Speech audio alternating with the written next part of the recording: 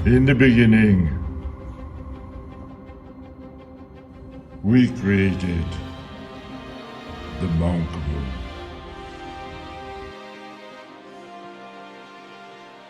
And there were 4 tiny rooms. And we saw that they were not good. And many mornings and many evenings became a decade. And then we saw that it was good. Yay! My God, it's so beautiful. Why didn't we have nice rooms like this? Be quiet, you. Hello, all of you monks and monkettes, and welcome to living once upon a time at the Abbey Manor. Who, between man or woman, was brave enough to take a pickaxe to the interior of their own home? Of course it was the women. It was us women with our sleuthing prowess and our desire to strip away the fake, ugly facade of lath and plaster and mortar and reveal and discover what's underneath the noble materials that the monks built this abbey with centuries ago. Don't worry, men, I'll give you credit in just a couple minutes. Okay, keep watching. The monk room was originally 2 tiny bedrooms, a hallway with a built-in closet, and a room with an enormous clawfoot tub. These rooms were close to the common wall between the abbey and the church. We go back to when Patrice and I just purchased the abbey. He was back in the States, and I was with my dear friend Marianne. Now, taking up carpet is easy. We did that and discovered the tile flooring underneath. There was a big stone slab by the wall that looked suspiciously like a fireplace hearth. Marianne grabbed a hammer and started pounding the wall. She continued to remove the plaster and bricks to reveal, indeed, there was a fireplace underneath.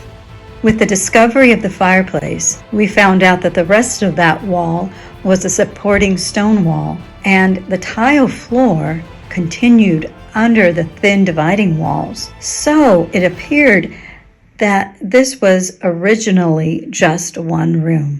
Then my friend Sharon came to visit. We did some sleuthing and revealed 2 portals on the common wall of the church. After that, we went crazy in the demolition, removing all of the dividing walls, the lath and plaster from the ceilings, and the mortar from the stone walls. There was a whole lot of debris. When it was all finally demoed and all the debris removed, we had uncovered the infirmary of the abbey. The built-in closet was hiding the niche where the injured or sick monk could sit and be able to watch the Mass from that window and be warmed by the heat of the fireplace. There was also a blocked access that went directly into the church mezzanine. We then christened this room the monk room. So with all these discoveries, we got the form of the room, which makes really good sense. And for a bed and breakfast type room, it is a very large room, and it's full of history and charm. But the next very important step was plumbing. We didn't have any. So I don't think you would want to be using a chamber pot. In order to have a decent bathroom, we had to make a sacrifice. And that was the tiny first bedroom. We divided the space into 2 so we can make 2 bathrooms. Okay, men, now it's your turn to shine with your magnificent talent for your trades and traditional craftsmanship. Starting with the plumbers. The abbey is huge, and we had to bury all of the pipes down the long hallway and dig a hole through the stone wall to hide the pipes going to the upper floors. Patrice removed and salvaged the ancient oak plank flooring from bedroom 1, and I scaled out and drew the bathroom plans in the dirt. Salut! And it was a miracle. The piping was laid. Then we formed the bathroom walls, laid the tile floors, and installed beautiful new travertine for the showers. Then the bathroom fixtures. No more chamber pot for us. Hooray! The oak beams were in bad shape. Patrice removed all the nails and scrubbed them clean with a wire brush. The beams were stained with walnut hull stain and varnished, and the workers applied the rough first coat of plaster over the historic straw ceiling, and then the final coat, which was nice and smooth. We blocked up one of the entry doors and repaired the lath and plaster wall with sheeting of drywall. The poor electricians had to drill paths between stones to hide their wiring conduit.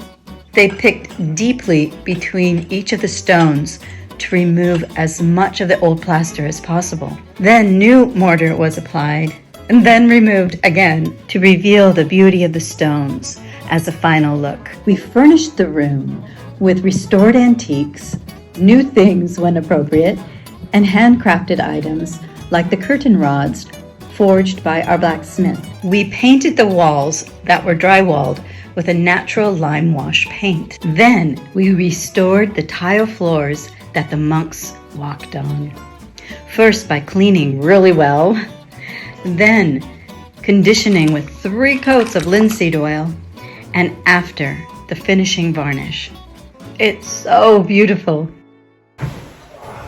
And then they rested. At least for a little bit. Well, they say the devil's in the details. And here are some of the details that we still have to do to finish this room. Stain baseboards, varnish baseboards, electrical switch plaques. Lampshades, hangers, romantic art, make headboard, connect bed to headboard, make back, make table, order children, velvet double sided curtain between bedroom and bathroom, velvet pillows, cushions for chairs, attached scarves in bedroom, fake candles for photos on chandelier. It's all so beautiful. But what happened to the fireplace? Be patient, my child, and subscribe. And all these things shall be revealed.